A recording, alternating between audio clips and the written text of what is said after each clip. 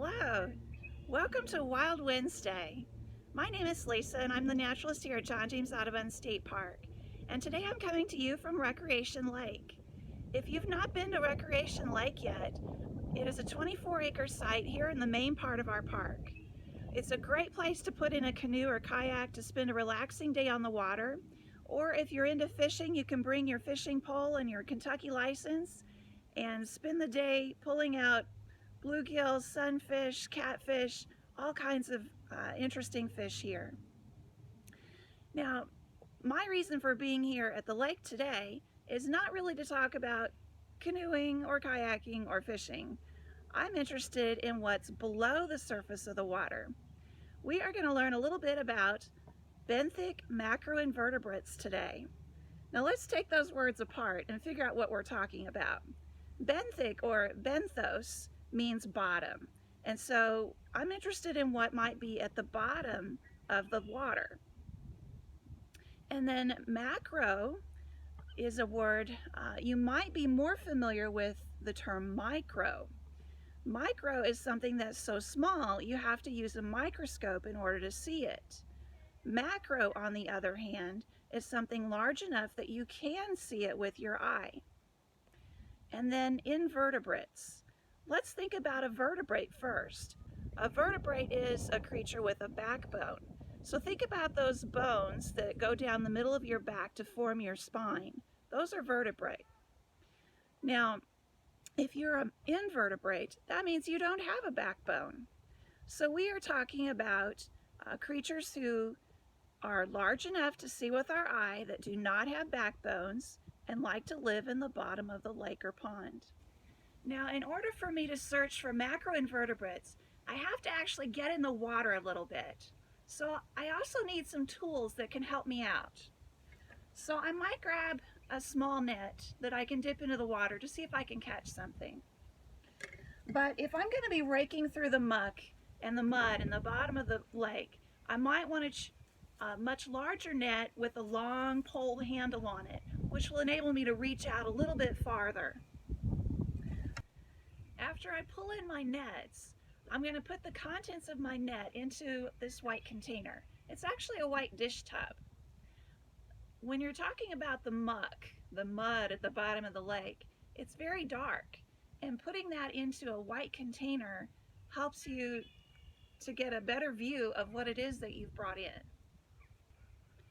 Macroinvertebrates actually include several different kinds of aquatic insects like mayflies, stoneflies, caddisflies, midges, beetles, but also it includes snails and worms, your freshwater clams and mussels, and even crayfish. Now you might be wondering why I'm interested in monitoring the macroinvertebrates in our lake. First of all, they are an important part of the aquatic food web. As they move through the bottom of the lake, feeding on plant matter and algae and other small creatures, they in turn become a food source for the fish that are in the lake. Also, they are indicators of water quality. Macroinvertebrates, since they spend their time just moving very slowly through the bottom of the lake, they are subject to water pollution. And depending on which species you pull out of the water, it tells you how clean and healthy that water system is, because some species are tolerant of pollution and others are not. They're very sensitive to changes in the water. So I've come along our shoreline here. I don't even need a net or anything to help me see that there are a lot of tadpoles in the water. Tadpoles, we know, are the larval stage of either a frog or toad. And there's quite a few of them wiggling through the water here as they swim through their environment. I'm gonna walk a little farther here. Oh, wow. So do you see all those black dots in the water? Apparently we have tadpoles by the thousands. We're gonna have a lot of frogs or toads here soon. It's time for a little water bug fishing.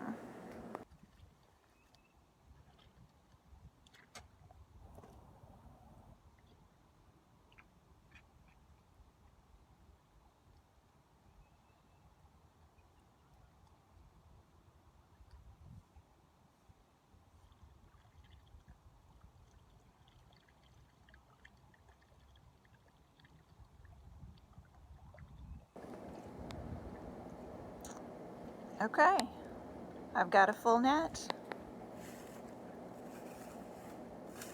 Let's see what we've got.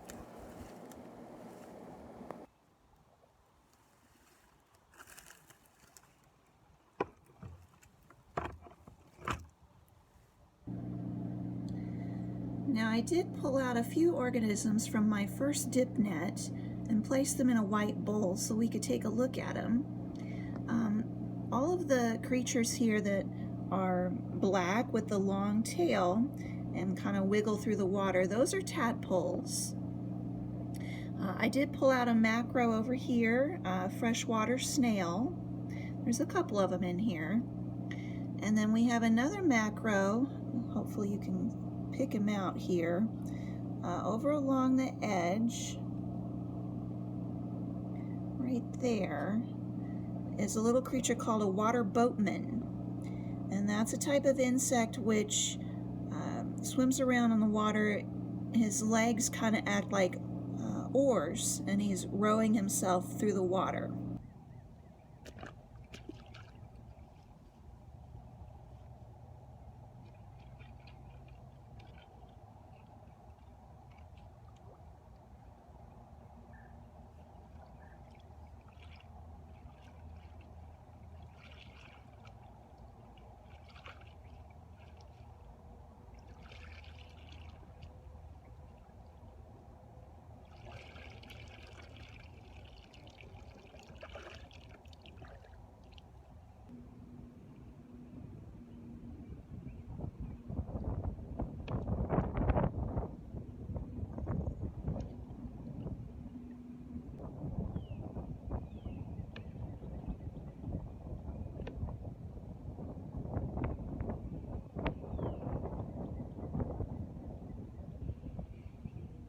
Here's one. We have a dragonfly nymph.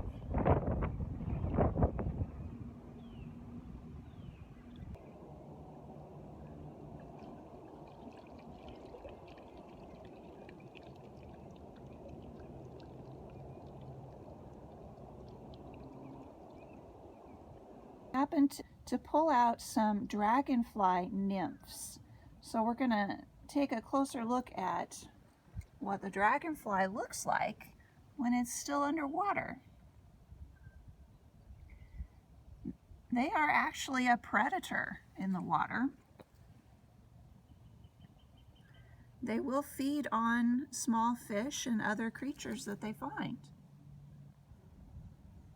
At the correct stage in their life cycle, this nymph that we see will actually climb out of the water, maybe crawl up a nearby plant stem, and they will shed their exoskeleton, and the emerging adult open up their wings and begin their life on land, chasing after insects as their prey. Okay, and then I'm going to show you a couple other finds from our lake today. Going around and around and around the bowl is what's called a whirligig beetle. Whirligigs never sit still. Sometimes you'll find them in big groups, and they'll all be spinning around very quickly on the surface. And this, a freshwater mussel shell. Obviously it's not alive anymore, but there are a lot of mussels and clams that live in our ponds and lakes and streams.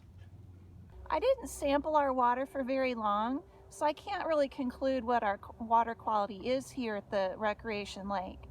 But it's still very interesting to see what creatures are down in the water, what macroinvertebrates can really tell us about the environment around us.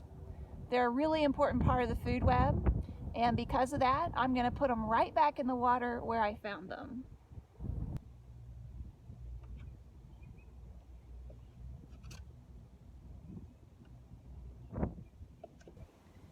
Keep in mind, if you come across a shell like this, a lot of freshwater clams and mussels are actually on the threatened and endangered list. So they are usually protected by law, and you would not be allowed to collect them. Make sure you check with local rules and regulations for your area to see if you're able to have one or not. But always as a good rule, if you see something from nature, enjoy it, but leave it undisturbed. I bet some of you are thinking it's pretty creepy to be pulling bugs and things out of the water. But I find it pretty cool. What kinds of creatures do you think might be in the stream or pond near you? Join me again next week for another edition of Wild Wednesday.